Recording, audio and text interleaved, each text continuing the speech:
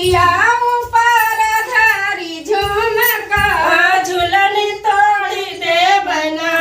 झूलनी तोड़ी दे बना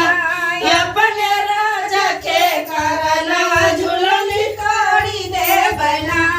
अपने राजा के करनवा झूलनी तोड़ी दे बना अपने राजा के करनवा झूलनी तोड़ी दे बना के तना समझाई नहीं माने पियावा अपने भाऊजी के दिल पर लो भाई के पियावा अपने भाऊजी के दिल पर